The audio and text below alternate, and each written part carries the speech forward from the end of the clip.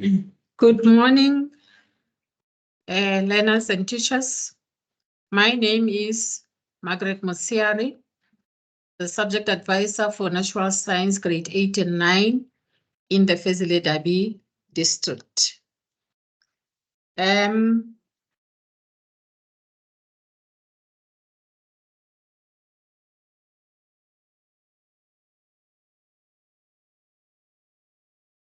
Today, we are going to do the human reproductive system. With the human reproductive system, we are going to talk about the female reproductive system. The last time we were talking about the digestive system, but this time we are going to talk about a different reproductive system. And then the female reproductive system is the reproductive system that produces the sex cells for the purpose of continuation of a species. Somebody is wondering, what is a species?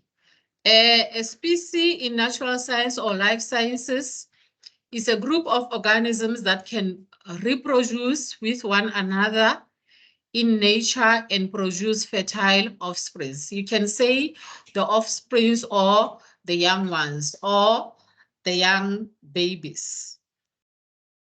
The female reproductive organs include the vagina, we have the uterus, we have the ovaries, we have the oviducts or the fallopian tubes. So if you don't want to say the oviduct, you can use the word the fallopian tubes. And then the function of the female reproductive system.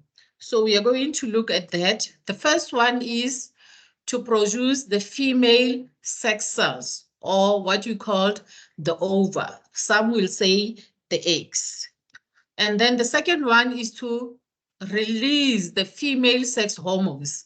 We have two hormones that are released by the females, that is estrogen and progesterone. So these are our two hormones that are released by the female reproductive system.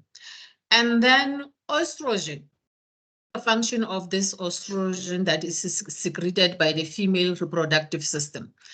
The function of estrogen, it is responsible for the female characteristics such as menstruation, when a girl child starts to see her periods, and then there is development of the breast, and then the pubic hair also started to develop. And then the fourth one, we have progesterone. Remember, we said we have the estrogen and progesterone. So estrogen is responsible for menstruation, breast development, and pubic hair.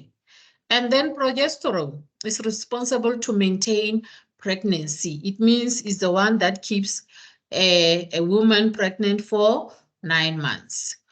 And then it protects and nourishes the fertilized egg until the baby is full developed. So it means your body will still secrete progesterone until the baby it is fully developed, until you reach your 9 months. And then let's look at the female reproductive system. This is the structure of the female reproductive system. And then the first one that we have here is the vagina. So this part here, it is the vagina. You can call it the vagina or the birth canal. It receives the sperms from the male. So it means the sperms, they enter the female through the vagina. And then secondly, we have the cervix. So the cervix is this part here, where this part of the vagina, it is joined together with the uterus. So this part here, where the vagina ends and then the uterus starts, it is called the cervix. And then we have the ovaries. So the ovaries, they produce what we call the ova, or you can say the ovum, or you can say the eggs. So it means after every 28 days, then the ova is released. So this ova is released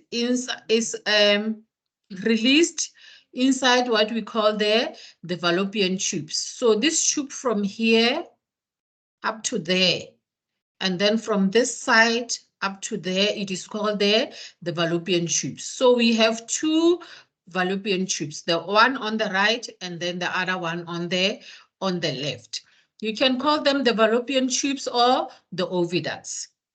So these fallopian tubes, they allow the ovum to move from the ovary to the uterus. It means after every 28 days, then the ova will be released, or the egg is released through this tube, maybe this month in March, and then next month in April, and then this one will be releasing an egg after every 28 days. And then when it comes to here, inside this organ that is called the uterus, if the egg is not fertilized, then that is when the girl or a woman will start to menstruate.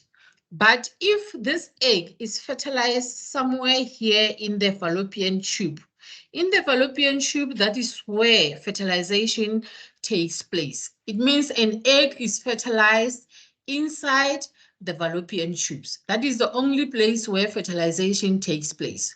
So let's say a sperm come in contact with the egg in the uterus. It means then fertilization will not take place.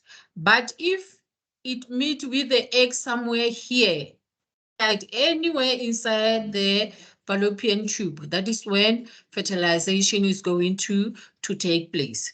And then we say the uterus, it is the site for pregnancy, meaning when the egg has been fertilized by the sperm, then it's gonna stay here inside the uterus for 9 months. So that is why we say it houses the growing embryo. So it means the embryo is going to develop here. And then one other thing about this uterus, it means it is a muscular organ. The reason being a muscular organ is that little embryo is going to grow inside the uterus.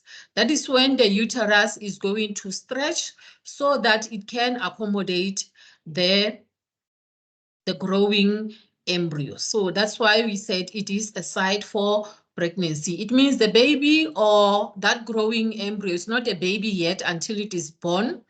And then it is going to grow inside here and then stay here for 9 months. So this is the house for the growing embryo. Ladies and gentlemen, this is the end of our lesson. And then here we have a QR code, and then you can take your cell phones or your tablets to take the QR code. And then down here we have a link where you are going to get the quiz questions for the lesson that we had today. Thank you very much for listening. So I'm just going to give you a minute in order to capture the QR code. I thank you very much for your participation in this lesson. I really enjoy yourself, and then I think that you really enjoyed yourself too. I thank you.